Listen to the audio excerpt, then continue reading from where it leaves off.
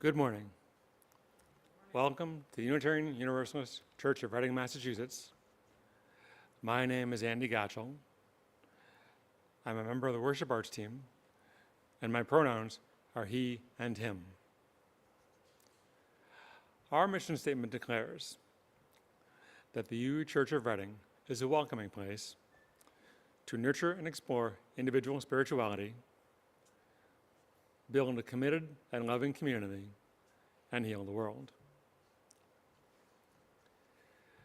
We are an intentionally inclusive congregation serving communities north of Boston and beyond. We welcome you no matter your age, gender identity, sexual orientation, differing abilities, cultural or religious background, spiritual beliefs, or political perspective. For those here in person in the sanctuary, the ushers will be happy to help you if any assistance is needed. If you're joining us online, you can find the order of service, excuse me,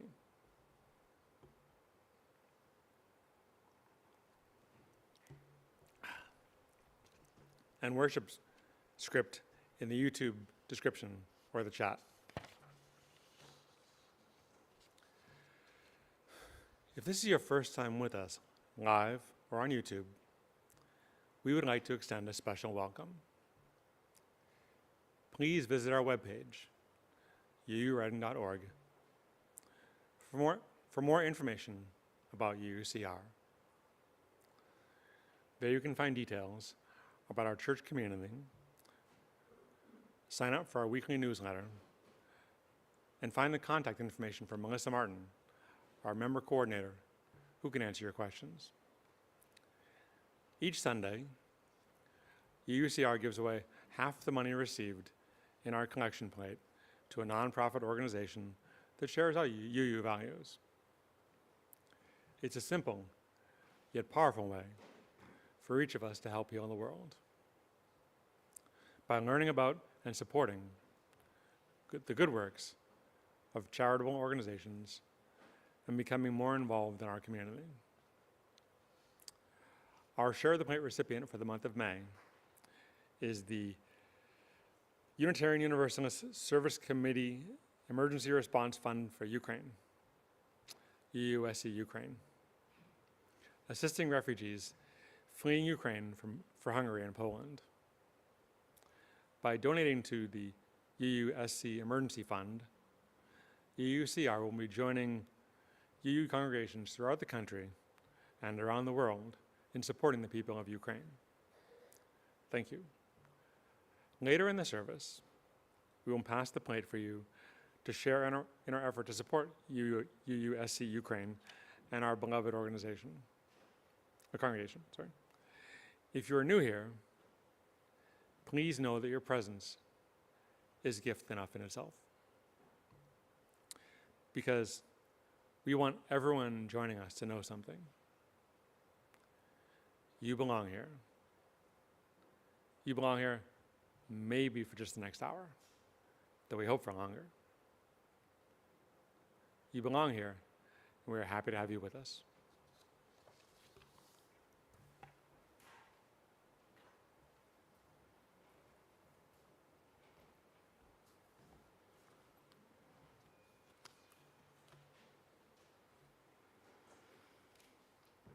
O spinner, weaver of our lives, your loom is love.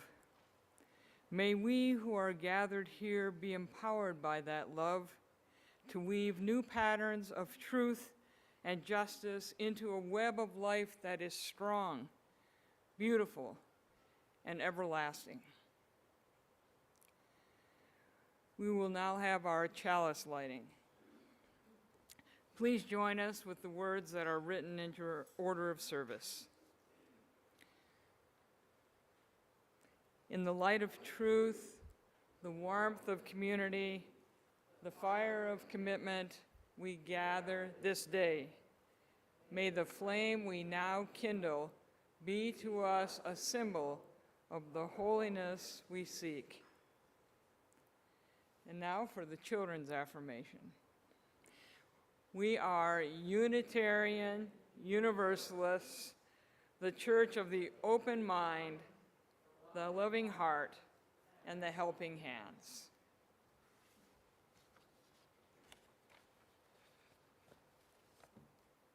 And the Church of the Singing Voices. We are going to open our service this morning with hymn number 95. The words are in your order of service. There is more love somewhere. Please rise in body or spirit and sing.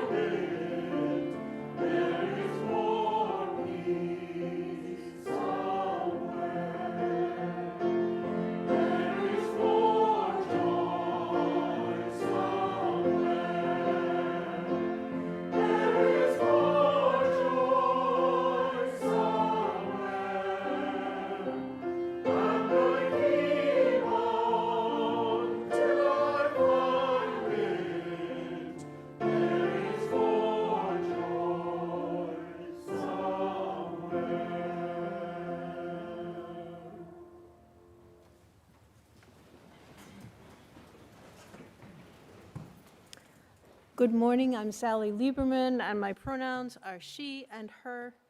This is the time in our service we call Time for All Ages. Children who are here are welcome to come up front and spread out and stretch a little. Anybody else is welcome to too, or you can stay where you are for this morning's story, which is in fact a story. Have any of you heard of the books My Weird School? They are by an author, Daniel Gutman, who writes early readers for children, and his goal is to write funny, interesting stories that get children to read. Now, I want to thank Katie, who is not here today because she's busy celebrating her graduation yesterday from Boston University. But Katie brought attention to this story of stories through a post she found on social media, reminding us that all communications can be used for good. The writer Dan is an adult who lives in New York City, and he has a Facebook page where he writes fun and funny stuff to his readers. A few months ago, he got a message on his Facebook page from a boy named Andre who used to live in Ukraine, a country in Eastern Europe.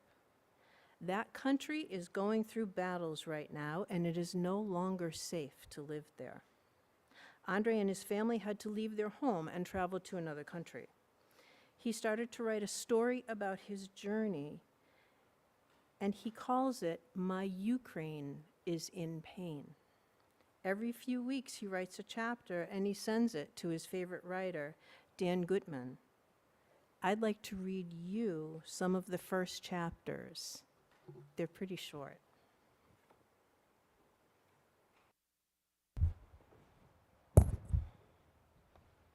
This is Andre. Chapter 1 from My Ukraine is in Pain. Now, a key to hearing what he is going to read. The books that he has read by Dan Gutman, the author, star a character named AJ. And they're stories about going to school in a place where the children are all really good friends and the adults are all a little bit wonky and get into mischief and trouble. Chapter 1. My name is Andre, and I hate not having all my AJ books. I am from Ukraine, and I learned English from my weird school books. Last week we had to leave Ukraine. I had to leave almost all of my books at home. I miss my dolls, says my little sister Sophia, who everyone calls Princess, even though she isn't one. I miss my Hot Wheels, says my little brother William, who acts like a clown, even though he isn't in a circus. I miss my guitars, says my daddy, who always makes us say please and thank you. Nobody knows why. To cross the border into Poland, we had to wait like 1,100,000 hours in our car. That was no fun at all, but now we are in Krakow. There are castles here, which is cool, but our apartment doesn't have a kitchen, and that's a bummer in the winter. Suddenly, the door flew open. Actually, doors can't fly, but it opened quickly. My mom came in holding my math books. Your teacher is on Zoom, and she wants you to turn to page 23. I have to finish my project for English first, I told her. Andre, don't argue with your mother, Daddy said. Respect your elders, no dessert for a week. You know, when I was your age. Okay, I said. But as I opened my math book, something incredible happened. You're going to have to read the next chapter to find out. The end. A few weeks later, chapter 2. This is not a drill. I got an email. Actually, that isn't incredible, but it is incredible because I got an email from Dan Gutman. Mama, I yelled, I got an email from Dan Gutman. Who is Dan? Mom asked, and why is he such a good man? Not good man, I said, rolling my eyes. Gutman, the guy who writes the AJ books. Is he the American writer, she asked in Ukrainian, the one Daddy reads you? Yes, he is like Shakespeare, only much more famous. Well, you can read his email later. Right now, it's math time. Can I open Dan's email, please? Okay, she said, but be quick. In his email, Mr. Gutman said he liked my first chapter. He also said that he and his readers were sorry about what was happening in Ukraine. It wasn't their fault, but I was happy to read it. Andre, my teacher asked from the Zoom meeting, are you on page 23? Yes, ma'am, the 11 times table. As each student said one of the numbers, 11, 22, 33, etc., the tension was growing. There were pins and needles in the air. Andre, my teacher said, I want you to, but she couldn't finish her sentence because suddenly there was a loud siren from her computer. My friends on Zoom also heard it. They were still in Ukraine. Their mothers came into their rooms, took their hands, and they hurried away. I was alone, left at empty rooms on Zoom and hearing a scary siren. There were some chapters in the weird school books that were kind of frightening. This one felt scarier. As I waited for them to come back, I sat down and I wrote this chapter, this one called Chapter 2 that I just read to you. And then a few weeks later, Chapter 3, Moving Day. Krakow had gotten really crowded with refugees, so today we're leaving Poland to stay with Daddy's relatives in Austria. But there's a problem because we have too many toys. What happened was so many of my daddy's family sent us stuff in Poland, now it won't fit in our car. Mom says there's a basement in this building, and we'll have to leave everything there. And one day, if we ever go back to Ukraine, we'll come by and get them. My sister Sophia looked at her pile of dolls and said, "I'm taking my Barbie." My brother William took 2 dinosaurs from the table and said, "These are coming with me." But I couldn't choose which toys to leave. They were all awesome, especially my Legos. One was a Ninjago base, and the other was a cool spaceship. Mom told us about the German word for goodbye, auf Wiedersehen. Auf Wiedersehen? Who knows how to say goodbye in German? What is it? It's auf Wiedersehen? Thank you. I realize that I know how to sing it, but I don't know how to say it. That was sure the right word. Goodbye, Ninjago base. Goodbye, cool spaceship. I taped a box shut, and I remembered how fun it was to get my weird school books. And I had an idea, and I said, "Mom, instead of putting these in the basement, can we give these away? There are so many Ukrainian families here in Krakow." And all of a sudden, Mom was hugging and kissing me, and she said, "Oh, Andre, that is such a great idea." Moms are always kissing and hugging for no reason. So we each carried a box of toys to the shelter nearby, and somehow I didn't feel so sad anymore. I felt kind of like Santa giving the Lego set to a group of kids. They were happy, and I was happy too. And that was a real win-win. And so ends chapter 3. There are more chapters to come. Before Easter, Andre and his family left Poland, and they are now living with aunts and uncles and cousins in Denmark. He keeps adding chapters to his book, giving us a peek into what his life is like as his family found their way to safety and they moved toward a new future. It must take a great deal of courage to leave home and leave behind all that we know. We know that Andre is with his beloved family, and we can be very glad about that. And for a while, he even got to keep his books. And he was so inspired by those books that he's telling us his story in a weird, roundabout way from another part of the world. I think right now, if we could each find our hearts and rub our hearts and get a little bit warm, it's a good moment to be grateful for this story that we're hearing, and also for Andre's safety and for the safety of his family. And anybody up front can go on back to their seats. We're going to leave with Astrid and Vivi after candles through that door.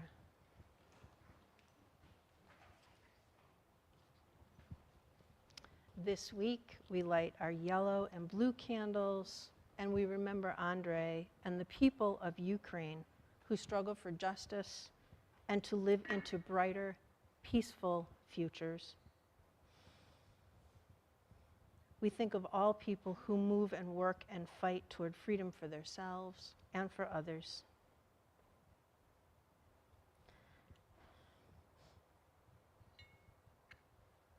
And as we do each week, we light our candle of community, reminding us that we are a community of memory and hope.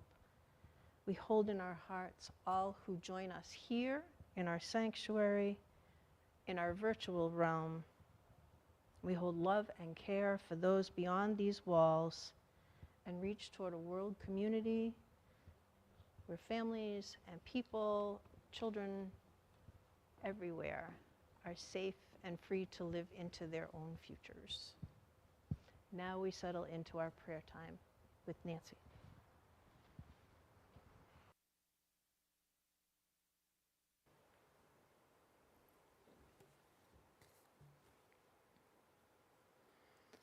Please join me in a time of meditation and prayer. Today we think of all those suffering the terror of war in Ukraine and elsewhere.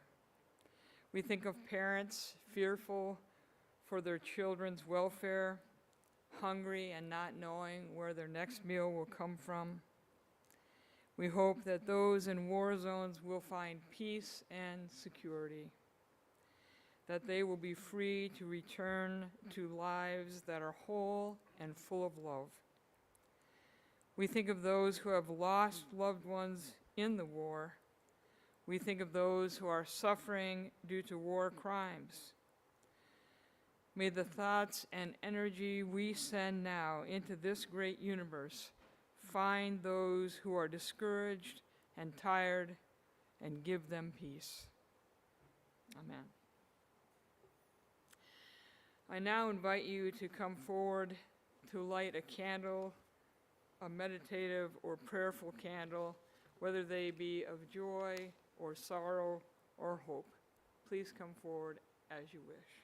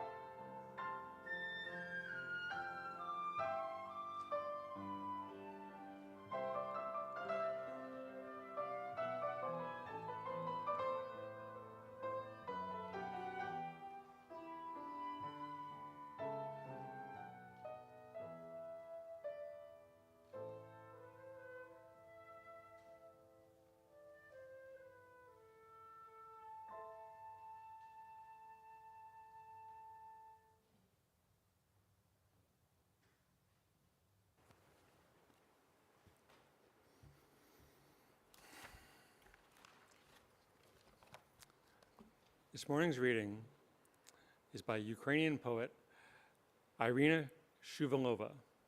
It's called A Poet Can't Write About War. Neither victim, nor participant, nor defender, nor observer, nor outsider. So who?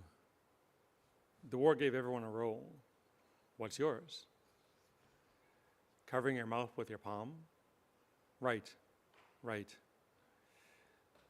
Miss can't hold back the tongue.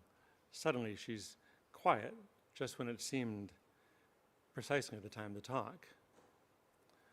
But what can you say when over there, everyone, everywhere is shouting, siren screaming, smoke crackling high up. Evacuum luggage wheels squeaking. Crooked mouths of shattered windows desperately howling. She texts you. I can hear explosions close by. Fighter jets flying. You don't know how to respond.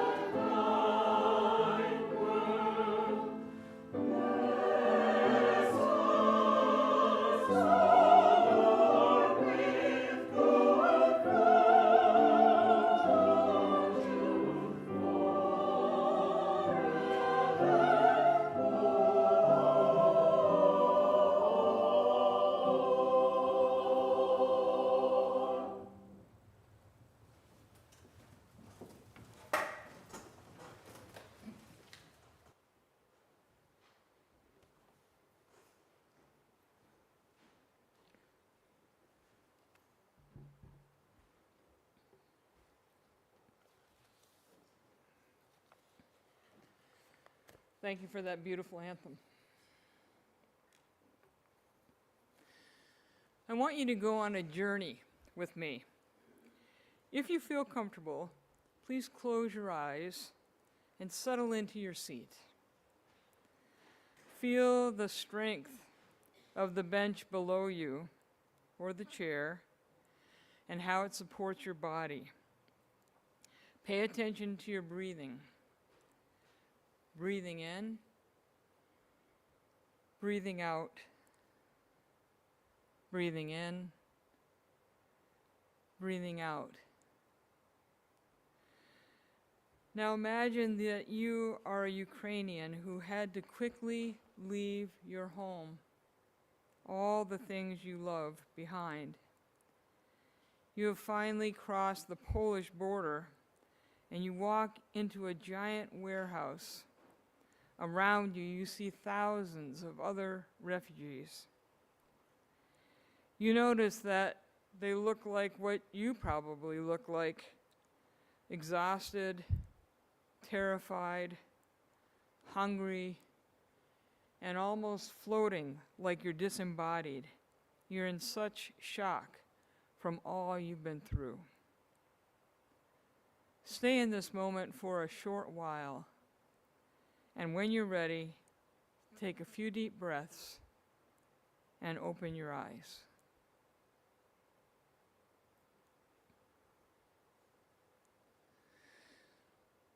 What you have just imagined is but a shadow of real life for the more than 4 million women and children who have been displaced within Ukraine, and the other additional 4 million that have had to leave since the war began. Men have not been allowed to leave unless they were single parents and could prove that, had some kind of medical issue that allowed them not to fight, or could show that they were the father of 3 or more children. Some women who could stayed to fight, of course, as happens in every war. Most often, the men encourage their loved ones to leave, to get safe. But of course, in wartime, women are never safe. Reporter Azadeh Moavani visited Medica on the Polish border to report what she saw. She writes, "The threat of trafficking, kidnapping, and sexual violence is extremely high. A volunteer at the Tesco, that warehouse, grocery store, what used to be their warehouse, told me in the early days of the war, before private drivers had to register their cars with the police, one mother and her child accepted a ride, only for the mother to be pushed out of the car halfway to their destination. The child has never been found." Azadeh continued and explained that she met Ella Jarmalsku, the Polish organizer of Women Take the Wheel. Ella had driven to Medica in those first early days of the war when the temperatures hovered around freezing and there was very little in the way of transportation. She saw groups of single men waiting around with their cars and Ukrainian women and children huddled at the reception area. Ella drove 2 of those women back to Warsaw and wrote a Facebook post where she said, quote, "This is a war where men should make the soup and women should take the wheel." It was shared thousands of times, and now over 800 women are drivers for refugees around the country. Of course, war includes a multitude of types of violence. One owner of a local brothel had been offered 6 Ukrainian women at a discount. Soldiers harm pets, children are lost, your most loved property is destroyed, gardens are razed, and ecological devastation is everywhere. The trauma is deep and wide. Ukrainian men suffer their own trauma, subjected to the terror and deprivations of war, and if caught, suffering in POW camps from unimaginable war crimes. We know from experience that the men who go to war are not the men that return. My own experience with war was relatively safe but terrifying all the same.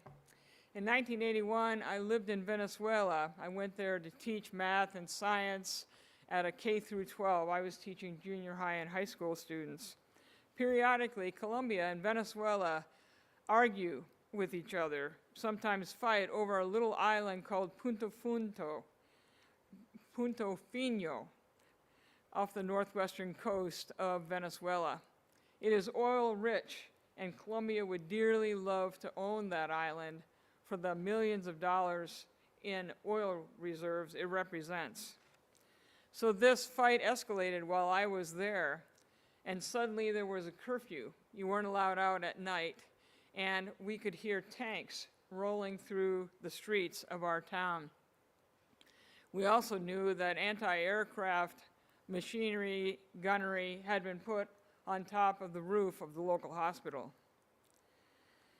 I had to get an emergency message next to the next house where teachers lived.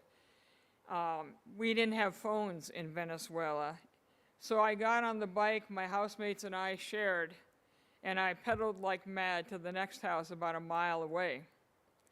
I was afraid because I didn't know what would happen if I got caught and arrested because I was out during curfew.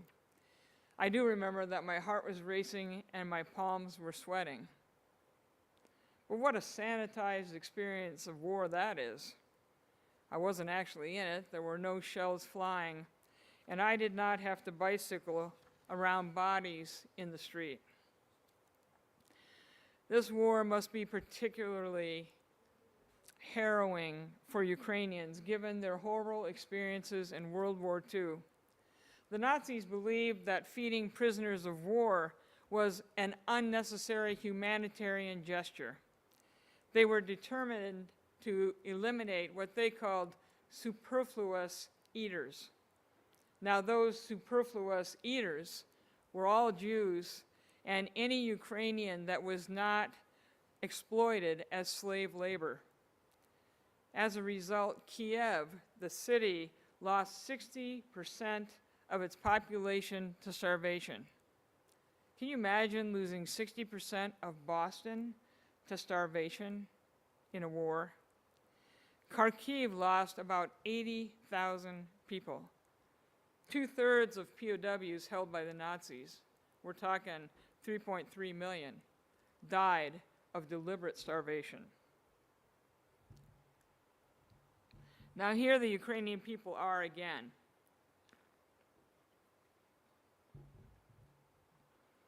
In a war started by a country whose leader is an unbalanced dictator, similar to Hitler. Once again, people are desperate to flee and thousands are dying from starvation and war crimes. Yes, Zelensky has been a model of a leader, creating hope in his own strong belief in his people. But no one escapes the horrors of war. And we are here, so far away from Ukraine. Most of us believe that our UU values spur us on to create social justice anywhere we can, whenever we can. But what actions truly accomplish anything more than making me feel good? What should my place in the world be regarding this conflict? I have struggled with this, as I'm sure you have, with what to do. And here's where I am so far. First, I dearly believe that churches have a critical role to play. Valerie Antonyuk, head of the All-Ukrainian Union of Evangelical Baptist Churches, said, "Our churches must be refuge in the midst of war, centers of service to our people." And he made it clear that his pastors were going nowhere. They were staying in Ukraine to do what needed to be done. What would it mean for our church to be a center of service for people in times of adversity? Second, writer Anne Marie Berger says that wars are fought on blood and treasure. Putin can fund his war only because his economy is supported 40% by fossil fuel exports. And of course, he controls the choke point on natural gas to Western Europe. Could lasting peace require a rapid and massive scale-up of renewable energy, especially in the United States and Europe? Such action, says climate activist Bill McKibben, dramatically reduces the power of autocrats, dictators, and thugs. Could our requesting renewable energy via our own utility bills, via our representatives, could it make a difference? Could it drive up demand? Would it require that the United States invested more in this area? Could actions like these affect future dictators like Putin? Finally, we must fight tiredness and temptation to disengage with hope. Berger argues that hope is at work in communities who confront suffering and struggle against it. We do that in our Bread and Roses meal making, through our Share the Plate ministry, and in our support of sister churches. And this is what Zelensky did. fight despair with hope by staying in his community and inspiring the world. Jorge Rieger writes, "True hope is more likely found where people build power together than where they look for outside help, whether from elites or from the sky. Our own hope increases when we work together for justice." Ukrainians have a saying, "You don't really see the world if you only look through your own window." It takes one relationship at a time, one experience at a time. It takes learning what needs to be done from those who need it done by looking through their window. Through these actions, hope replaces despair and hopelessness. Irina Shuvalov, in a poem called Your Own, writes, "At first glance, every bombed house in the photo looks like your own. Every child sleeping in the Kiev metro has the face of your daughter. The woman in the photo, desperate palm covering her twisted, weeping mouth. I don't know this woman. I know this woman." May we understand that we are all this woman because we are all one. May we understand the strength of joint action for renewable energy, the true power of our church community, and the fire that joining together in hope can light. Amen, and may it be so.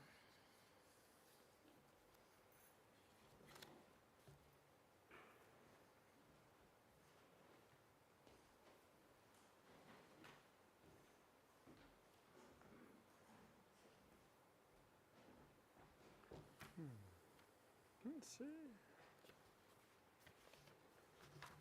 Okay. Sorry.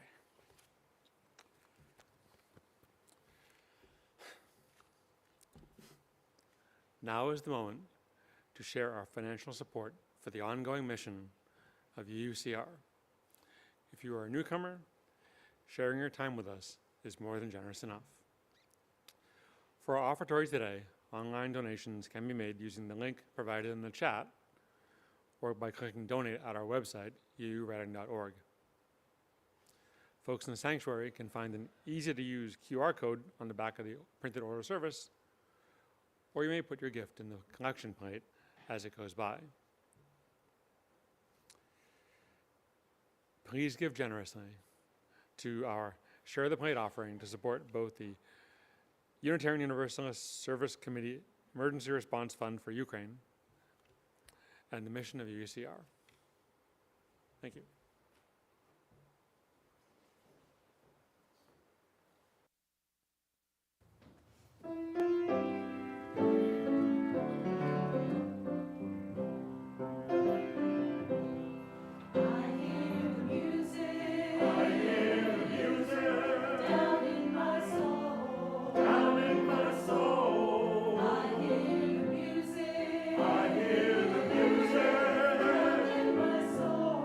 Down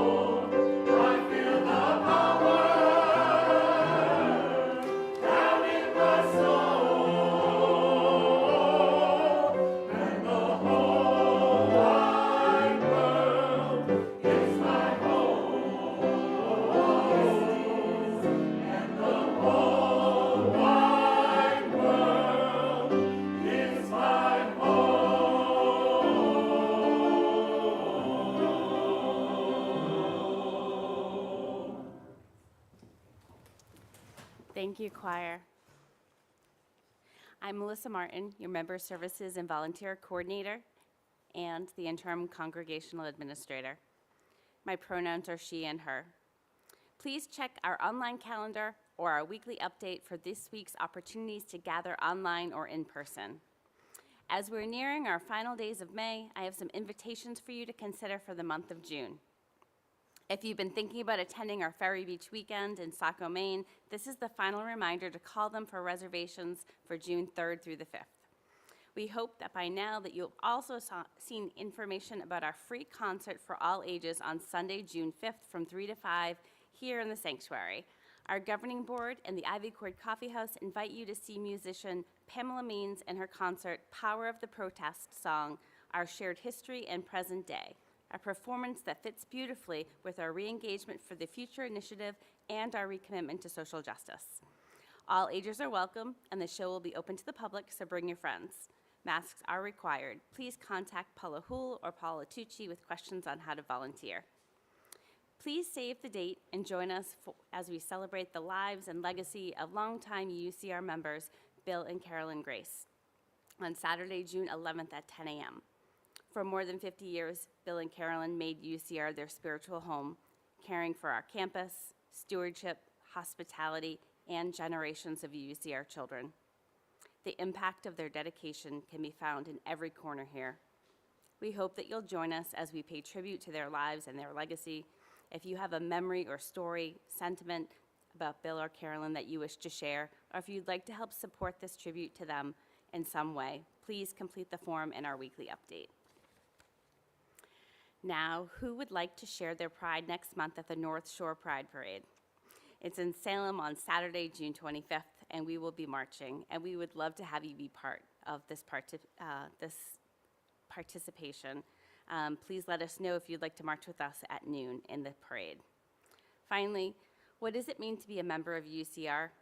Well, if you stay today for our RE picnic, you can chat with me about what it means to belong to this loving community and how to make it your spiritual home. Our next New Member Sunday service is scheduled for June 12th, and it would be a lovely time to invite you and welcome you into our church family. Friends who are with us online today are invited to join our Zoom social hour for conversation. Those here with us in the sanctuary are invited to head out back for our RE picnic. Thank you for being a vital part of our congregational life. So we will close our service by singing in the gray hymnal, or the words are also in your order of service. Number 159, This Is My Song. Please rise in body or spirit.